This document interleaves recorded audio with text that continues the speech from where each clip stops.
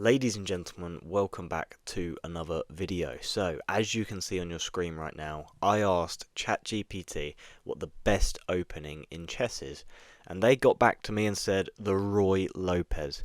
It's got to be like the most common opening in chess, surely. It's all that used to ever get played against me, especially like at a lower level. I'd say like 1,000 elo and below, that's like the only opening that ever gets played. You know, e4, knight out, fly the bishop up the board.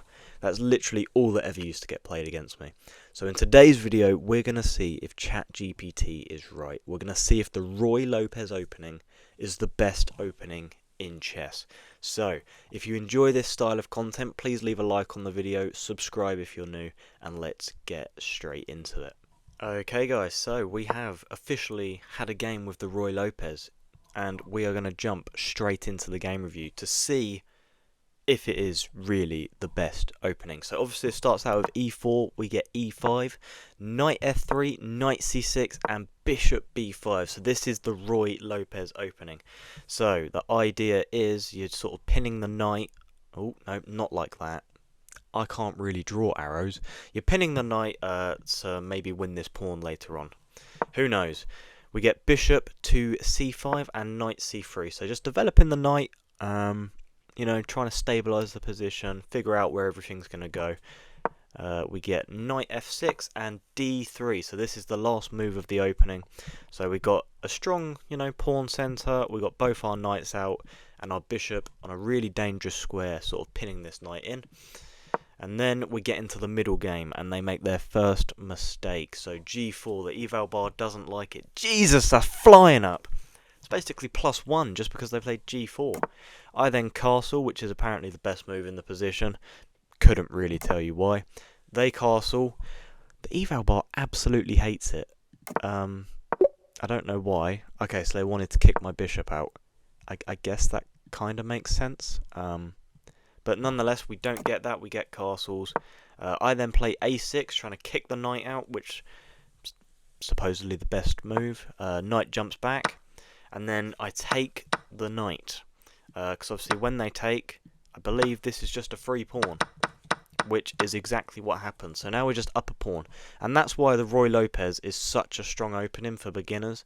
So you're always, not always, that's a bit brave of me to say, but 9 times out of 10, you're going to be in this sort of position where you're able to not sacrifice your bishop, but take the knight, and then when they take back, you'll be able to take this pawn.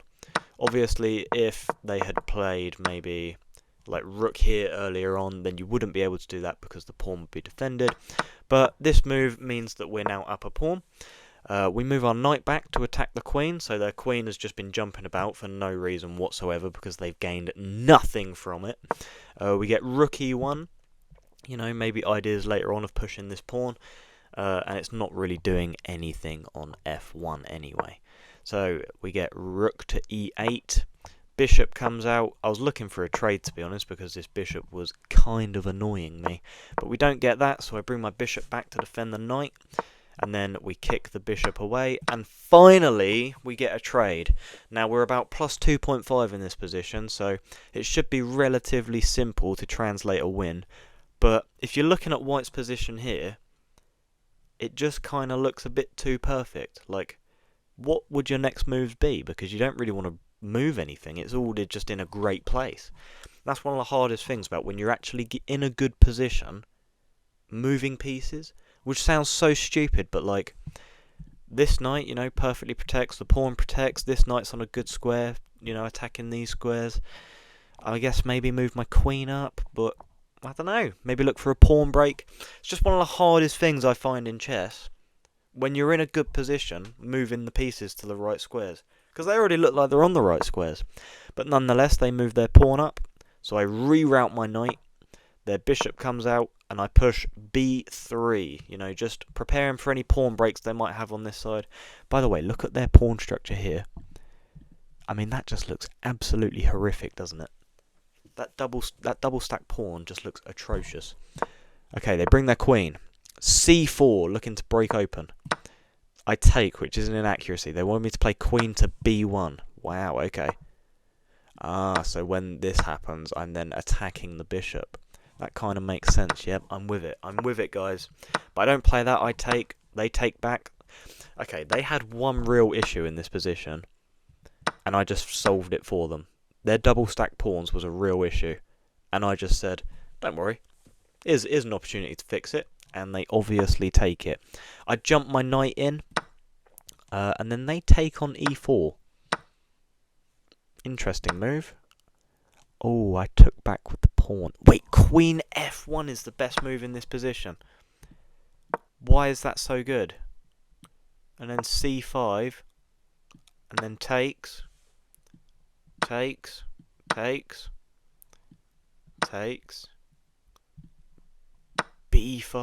That is such a scary move, isn't it? Because obviously if they take the knight, I take the queen. And if they take here, well then it's obviously defended by the knight, and then I can attack on c7. Wow, but that just looks so scary. But I guess I'm just up a piece. That's crazy, isn't it? Wow. Okay, well, I don't do that. I just take on d4, and now that I've completely wasted my advantage. But we were so good out the opening. We got up to like plus 3.5 with the Roy Lopez. So I think it is actually a very viable option. You know, we can't blame the Roy Lopez for my stupid mid-game decisions. That's just on me. That's not on the Roy Lopez. They take back, though, which is just awful. Okay, I can play e2. They wanted e1, I guess, just maintaining pressure on this pawn as well. But we play e2, because I thought it'd be good to maintain pressure on this pawn, not the outside pass pawn. It's not a pass pawn yet, but it could be. So we double stack here, so if they move their bishop, which is going to take the queen. Oh, I play here. I wonder if I could have played like this. No, that would be really stupid, actually. Yeah, that would be really stupid. Okay, so maybe I played rook d1 preparing that, who knows. I pick up the free pawn, they bring their bishop back, I take a rook. I then take another free pawn because, look, if you're going to give me free pawns, I'm going to take them, okay? Because now I'm like +4. They give me a check. That's a mistake. Wow. Okay. Wow, I didn't realise that was a mistake. I guess it does kind of make sense because after this and this. Oh, okay, so if I don't take with the knight, I lose all advantage. That's why it's not a very good move. Okay. But rook d3 in this position is for some reason better. Oh, I guess that does make sense, actually, because if they take, I can then take... Oh, no, I don't take. I play e6, attack in here. Oh, this is just so nice. And if, obviously, in this position, if they play h8, then I just have mate, don't I? There must be a mate here. Like here. Yeah, and then they block, I take, they block, I take. And if they don't play c8, if they play f8, then I have... What have I got? I can just take the bishop. Okay, well, I get it, guys. But this is an inaccuracy. Don't really care. Because we find the move queen to e6. They play here. I bring my knight up. And they play here because I guess the only mate that they saw was this one. So they block this because obviously you can't do that. But luckily, I have the brilliant checkmate with the knight. So knight on h7 is in fact checkmate because this is blocked by the queen, this is blocked by the queen, and the knight attacks on f8. So as you can see, we had a terrific advantage with the Roy Lopez out the opening, and we barely learned any theory. I think that's one of the reasons it's so good at the low level, because all the moves are relatively straightforward. I mean, you know where you want to put your knight and your bishop, and then after that you just want to develop your pieces normally. You know, take the centre, get castled up, and yeah, like I showed you at the start, there are often opportunities to in fact win a pawn, and so you're just +1 from the opening. So I would definitely recommend this opening. Maybe not so much at a higher level because people will be able to counteract you taking this pawn on e5. But yeah, definitely recommend the opening. Chatgpt, hold my hands up, you might have been right. Maybe this is the best opening. If you enjoy this style of content, please leave a like on the video, comment any other video ideas, subscribe if you're new, and I'll see you in the next one. Goodbye.